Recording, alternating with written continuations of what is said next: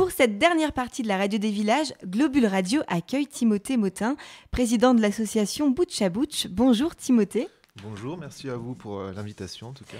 Donc demain c'est le grand jour, le festival Ascension revient dans la vallée.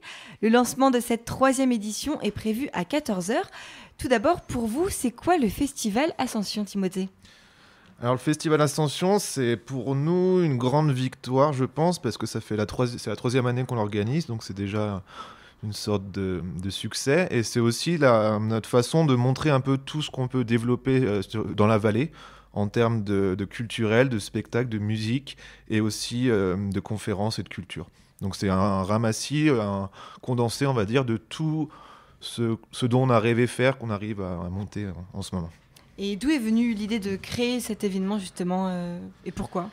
Alors c'est arrivé à la fin de la concession de la DSP du Cerro, c'était histoire de marquer un peu les esprits et de montrer que notre génération, en tout cas notre association, était capable de réaliser de grandes choses, notamment de tendre une slackline entre les deux rives du glacier des Bossons, et de réunir un peu tous ces talents, tous ces gens qui ont envie de faire de façon collective dans la vallée, et de montrer un peu tout ce qu'on peut, tout notre panel culturel. D'accord.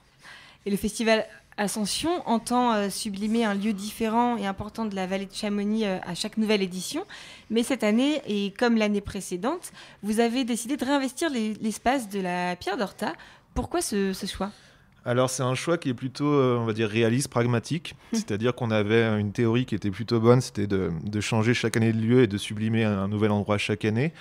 Mais on s'est heurté un peu à la réalité, c'est-à-dire que finalement les sites ont tous des législations, des autorisations différentes. Et finalement la Pierre d'Horta nous convient vraiment bien parce qu'on a du temps pour travailler dessus grâce à la bergerie et ainsi de suite.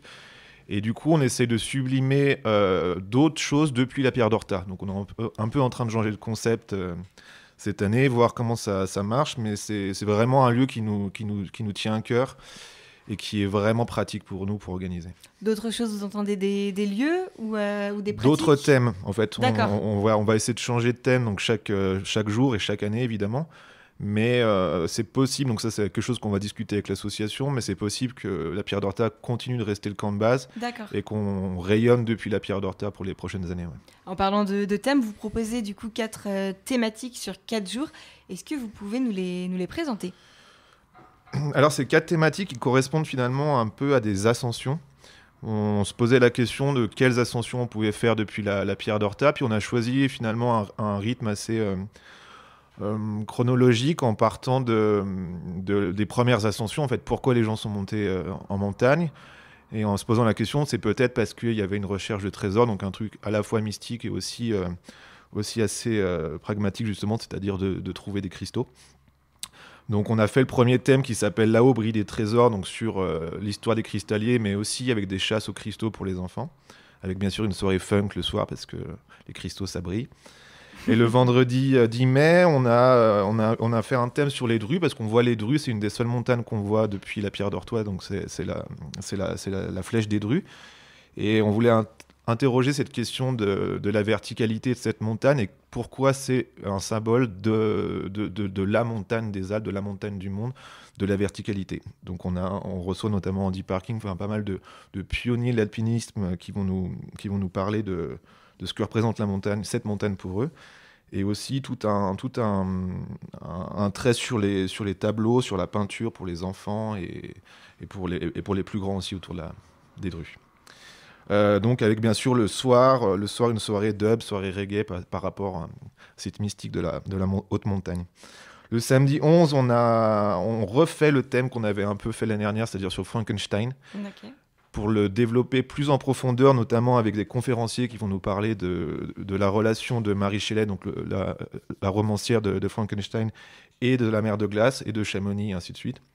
Et bien sûr, en développant tout le thème des déguisements pour les enfants. Donc ça, c'est une journée un peu plus fun, on va dire, avec une soirée électro qui va terminer cette journée. Et le dimanche, donc là, on a développé un thème beaucoup plus... on va dire retour d'ascension, donc le dernier jour, un peu plus chill, qu'on a nommé la pierre valeur refuge. Donc on va s'interroger un peu sur notre façon d'habiter Chamonix.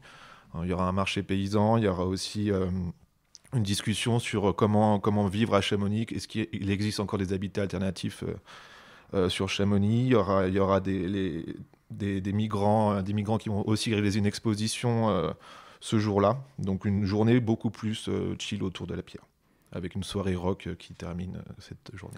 C'est un programme plutôt très très riche. Oui, c'est difficile à résumer. Oui, j'imagine. Mais c'est un festival gratuit et vous êtes uniquement des bénévoles du coup à organiser cet événement. Est-ce que c'est pas justement très compliqué de mettre toutes ces conférences en place uniquement avec une petite équipe? Alors oui, c'est compliqué, mais c'est aussi parce que ça fait 10 ans qu'on œuvre un peu sur Chamonix, qu'on arrive à monter ce genre d'événement. Je pense que les gens nous font confiance et nous connaissent, donc quand on leur présente ce genre de programmation, ils disent souvent oui tout de suite. On a la chance d'avoir une grosse équipe de bénévoles. Là, je viens de quitter la Pierre d'Orteil, il doit y avoir 40 personnes qui travaillent dessus, donc c'est quand même énorme. Et plus que l'année dernière ? Plus que l'année dernière, je pense, oui. Et c'est grâce à cette énergie-là et tous ces amis qui sont bénévoles autour de nous qu'on arrive à monter ce genre de programme. On ne pourrait pas se permettre de le faire à 3, ou alors on n'aurait plus de cheveux au bout de 2 éditions. J'imagine. Et on peut encore devenir bénévole du coup Bien sûr, hein, vous pouvez aller directement de la Pierre d'Orteil, il y a un barbecue qui se prépare et ensuite on aura besoin de bras cet après-midi si vous voulez nous aider, ou même tout le long du festival, hein, il y a toujours des tâches à réaliser sur place. Et selon vous, quel est le temps fort vraiment à ne pas louper cette année ? C'est une question compliquée. Oui, en fait, chaque thème est un temps fort, enfin chaque programme est un temps fort, j'ai l'impression. Mais je crois que cette année, il y aura une belle surprise à partir de 17h avec le spectacle de Romaine Cochet. On a monté quelque chose qui, je pense, peut marquer un peu les esprits, notamment une façon de faire apparaître, disparaître la Pierre d'Orta. Donc je pense que 17h, ça peut être demain. En tout cas, ça va être un grand temps fort, il ne faut pas louper. Super. Artistique, culturel et sportif, le festival Ascension, ça se passe dès demain et jusqu'à ce dimanche. Notez d'ailleurs que pour l'occasion, Globule Radio vous propose chaque jour à partir de 13h une émission en direct de l'événement. Merci Timothée Motin. Merci à vous tous et puis bon festival à nos côtés. Merci à vous. À vous aussi.